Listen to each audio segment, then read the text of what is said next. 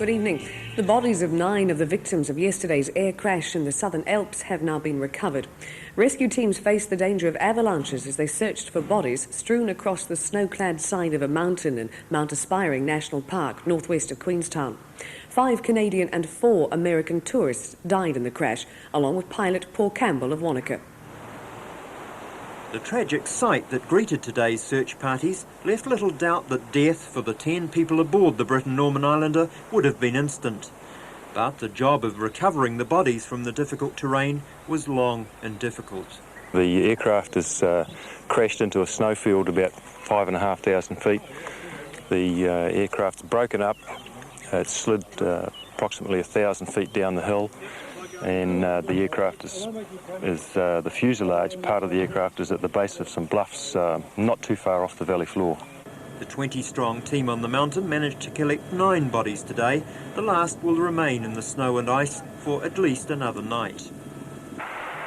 Most of the bodies that were recovered were flown out by the Air Force to Invercargill. Police have been almost certain of 9 of the 10 identities since yesterday afternoon.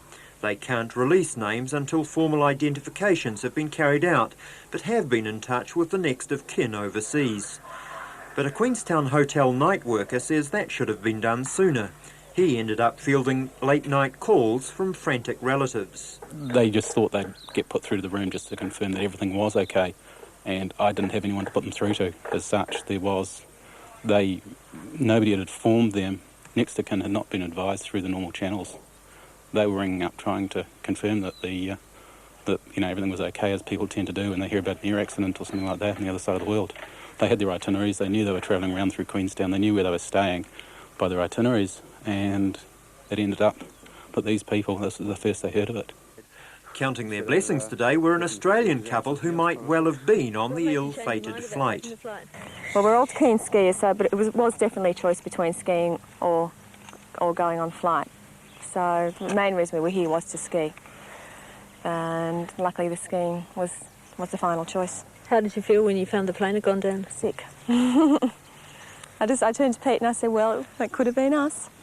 The pilot of the plane, Paul Campbell of Wanaka, has been described by Aspiring Air as very experienced. It's the company's first fatal accident in 9 years of flying and has left staff at the Wanaka base shocked and saddened. Despite being so remote, the Fiordland Aspiring area is flown by many small aircraft. It's very familiar territory for Wanaka's Tim Wallis, who's been flying there for 24 years. The cloud was decreasing. There was a high wind. I think the helicopter pilot said there was, about 40 knots up top. But it's certainly perfectly all right for visual flying for the type of operations that were being carried out. Really we are devastated. It's something nobody counts on. Yes, we're all very sad about it. Did you know the pilot yourself? Yes, his father and mother have worked for me for a number of years, and he was a very well-respected pilot. How about his experience in flying?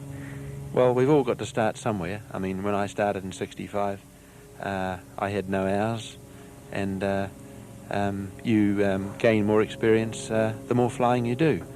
And he was in his early 20s, so he was experienced, he was current, he was fully rated. Aspiring Air have got a very strict training program, and he was well respected. Attempts to recover the single body still left on the mountain will continue tomorrow. Alexandra people began voting today in a poll that may decide whether the town centre is redeveloped. The Borough Council has asked ratepayers whether it should go ahead and take out a loan of nearly $900,000 to pay for the work. A major commercial building will have to be bought and demolished to allow for a traffic bypass road to be developed. Alexandra's Main Street retailers have strongly supported the scheme, and polling continues until Friday. More than $75,000 has gone to organisations in Otago and Southland from the proceeds of last year's telethon. The Home and Neighbourhood Trust has announced grants totalling $1 million to community groups. Among the grants to this region are $10,000 to the Gore and District's Community Counselling Centre and $9,000 to the Kingswell High School Youth Support Trust. Other groups to benefit include Citizens Advice Bureaus in Alexandra, Dunedin and Invercargill, Youth Line in Dunedin, the Oamaru Neighbourhood Support Group and Youth for Christ. A total of more than $5 million will be distributed by October. The Historic Places Trust is promising a fight to save Invercargill's landmark Westpac Bank building from demolition. The 100-year-old bank right in the heart of Invercargill is due to come down next month. Michael Lynch reports.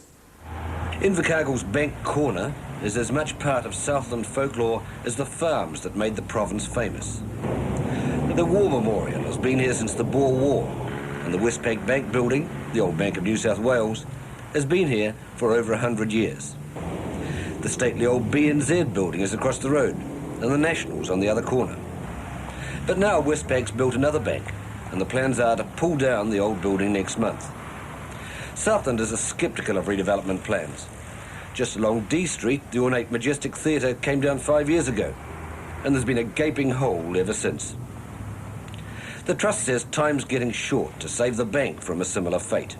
Inevitably, in a district and with buildings of historic and architectural importance demolished, there are fewer left, and so you have to upgrade those because they are representative. Well, presumably the owners will say, well, look, we've got an old building on our hands, it's not economic. What could you suggest they do with it? Oh, there are so many options open to them, and really they are economic too, those options. The economics of refurbishing a building these days are often better than building new. It's a great shame that the bank didn't come to the Historic Places Trust before this. There's a possibility of a stronger protection order on the bank. Helen Stead has devoted years to saving Oamaru's old buildings, and she says Invercargill has a similar heritage that can be turned to a profit. The South's biggest ever radio link-up is to take place at the end of October. 9 Radio New Zealand and private stations from Oamaru South will join forces to raise funds for the Child Cancer Foundation.